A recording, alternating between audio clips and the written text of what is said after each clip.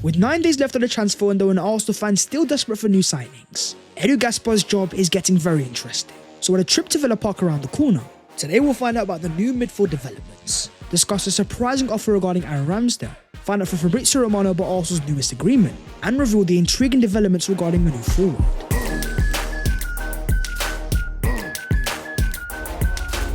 Yo, what is going on, guys? My name is Bass14. Welcome back to your boys channel, and I hope you guys are doing sensational ahead of Arsenal's massive game in Villa Park. A shout out to Jamie Vardy, you absolute legend. But as per, don't forget to smash a like on the video if you enjoy and subscribe to the channel if you are new. Starting off with the Arsenal award winners. A year after Arsenal made 4 of the 11 of the PFA Team of the Year, with Ramsdale, Saliba, Saka and Odegaard representing Arsenal. Fast forward to 2024 and Arsenal had got one step further, this time with a massive 5. Incoming David Raya, Gabriel and Declan Rice. As the Arsenal players arrived at a rainy PFA Awards, the team itself was dominated by Arsenal and Man City, Van Dijk and Watkins being the only non-Arsenal and City players. But can we just talk about our centre-back in William Saliba? In his last 3 years as a professional, he has now made 3 consecutive Team of the Seasons. Not to mention he was also in the Euro 24 Team of the Tournament. But we also have to talk about the other strong point, the Arsenal midfield. With both Odegaard and Rice in the team, it's a sign of how strong the Arsenal midfield already is. Yet still Mikel Merino wants to improve it, making a midfield signing a priority this summer, Mikel Merino being the primary target. But also a surprise opportunity coming out of Barcelona, where the reports that Gundogan was set to leave Barca a year after signing for them. Having just signed Dani Olmo and already being at the salary limit, the only way to register would have been to let someone go.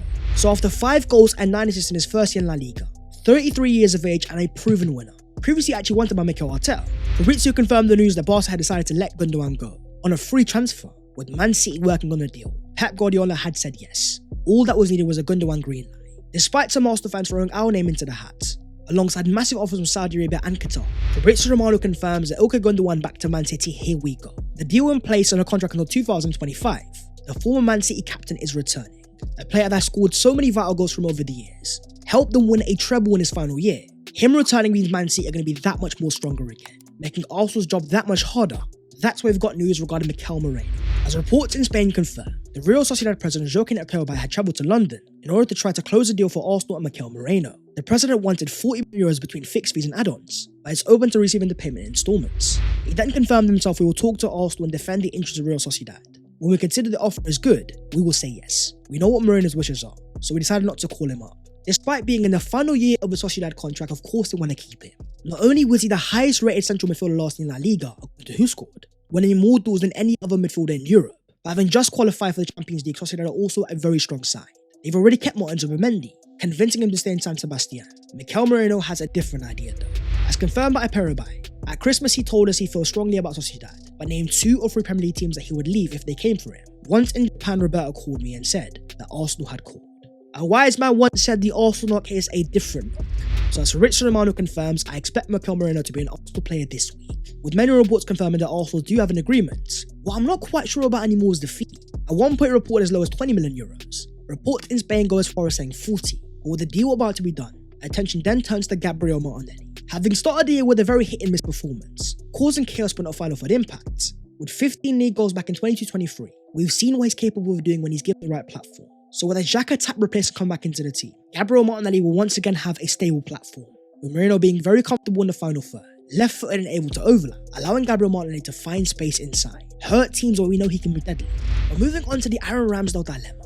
A year after losing his place to David Raya, watching him come in and win the Golden Glove in his first year, then make the PFA Team of the Year, it's as clear as ever that Ramsdale's future is not at Arsenal Football Club. Then came a David Ornstein exclusive, confirming Wolves had made a proposal to sign Aaron Ramsdale from Arsenal, an initial loan and a buy option, where Wolves would cover a majority of the wages, accepting some money that the deal would be difficult due to finances, but talks at Arsenal will continue. Having just played against his side, here was Ramsdale after the game with Gary O'Neill. Despite already having Jose Sarr, interest in Ramsdale means they see him as a future number 1, but they aren't the only team after him.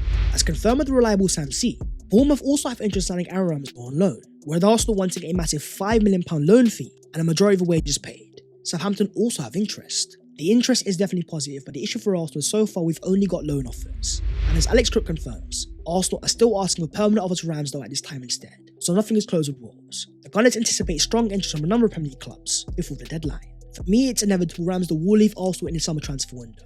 So the question then becomes about replacements. According to Fabrizio Romano, Arsenal have already reached a verbal agreement with Spanish goalkeeper Joan Garcia on personal terms, and he's a priority target for Arsenal for Ramsdale if he leaves in the final 10 days. Espanyol are aware of the Arsenal interest but no official bid yet. It all depends on Ramsdale. Having thrived for Espanyol last year in the Segunda Division, a part of the Spain squad that then won the Olympics, at only 23 years of age, there's a lot of potential here. But Arsenal fans have one issue. With a reported £21 million release clause, why are we going to spend that much on a backup goalkeeper when the attack still needs strengthening as well? But I don't think that's going to be the reality. If Arsenal are going to sign a backup goalkeeper, for me, it'll be under £20 million, a lot closer to 10 or 12. And the idea will be for this guy to be our long-term number one, potentially started by the Arsenal goalkeeper coach Nketiah, who played a massive part of Raya's move to Arsenal. In terms of the player profile, one thing stands out straight away. Just like David Raya, he excels in terms of stopping crosses. A whopping 16% of crosses stopped last year, a number even higher than David Raya. As confirmed by the Gunner blog, Nketiah and Arsenal are determined that Joan Garcia is a suitable profile to deputise for Raya. But with Carl Hein having already left and Ramsdale soon to depart too, according to The Athletic, Arsenal would also like to add a homegrown third-choice goalkeeper in the transfer window too. That's where you could see Dan Bentley, a Wolves goalkeeper that Arsenal made offers for this year, as high as only £500,000. Another goalkeeper that's formerly worked with Nketiah. Moving on to the Ornstein bomber. In a transfer window where David Ornstein been very quiet in terms of the Arsenal transfers, after dropping the Ramsdale news, he then dropped to Eddie Nketiah bomber. An exclusive confirming the Nottingham Forest are working on a deal to sign Eddie Nketiah from Arsenal, with a £25 million opening but rejected but talks continue. He is Forest's top striking target, with Arsenal running 30 to 35. Crystal Palace also retain interest, but so far no club-to-club talks. After a long summer saga regarding Eddie Nketiah, this is exactly what Arsenal wanted. Premier League side not only interested but also making offers. We then had this photo coming out of the Emirates, showing Eddie Nketiah's executive box being cleared, with reports even claiming that he'd said his goodbyes. There has been a lot of panic in the Arsenal fan base. £25 million is more than enough. Arsenal need to accept, but the market itself is telling me a different story. Having just seen Armando Broja go to Ipswich Town for a deal worth £30 million, a player that scored only 8 league goals in his entire career, where Eddie's got 19. You've also had the likes of Liam Delap go to Ipswich as well, a player with next to no Premier League experience, going for £15 million. The market is in Arsenal's favour and Arsenal trying to use it. But in terms of Forest and their moves, they are also talking to Feyenoord striker Santiago Jimenez, with Fabrizio confirming they have sent bids for both Jimenez and Nketiah at the same time. Reports then came out back in Arsenal's favour, claiming that Santiago Jimenez preferred to spend another year at Feyenoord instead, followed by another David Ornstein bomber.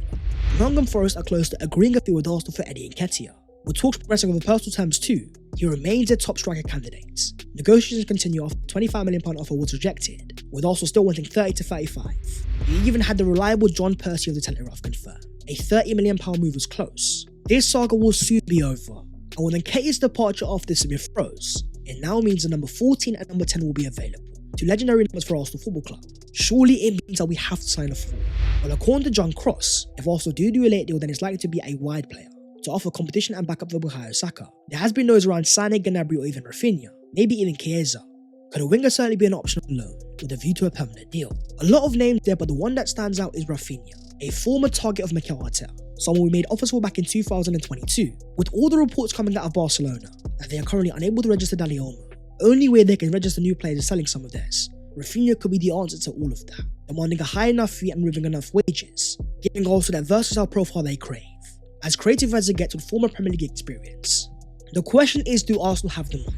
With The Athletic claiming, Arsenal are mindful of the need to adhere to the PSR regulations. That means not only ensuring to adhere now, but also keeping the flexibility around the spending for the future. Balancing incomings and outgoings is the optimal way to achieve that. But as a football financial expert then confirmed, despite Arsenal being keen to prove they do have PSR issues, that is not true. They've still got plenty of capacity on the PSR perspective. After getting £35 million for a homegrown player like Smith Rowe, then a potential 30 for Eddie Nketiah, you've also got news regarding Charlie Patino, who according to Ryan Taylor is set to leave Arsenal for a fee of £1 million, with Arsenal also negotiating a sell-on clause. A lot of this could be Arsenal playing the poker face, not trying to show their hand to the entire world, keeping their power behind the scenes so they can make the best move possible. I still believe a forward is going to be necessary.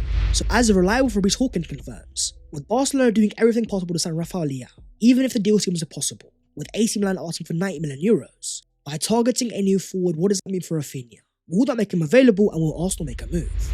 That is the video there and there, so hopefully you guys have enjoyed. If you have, don't forget to smash a like and also subscribe to the channel if you are new. If you want to follow your boy on all of his social medias, then the links are down below in the description. But that was the latest episode of the Transfer FC as we approach the final week of the transfer window. Whether it's a Merino deal and a forward, things have to come to conclusion. So as per, stay tuned and I'll see you next time. Take care. out.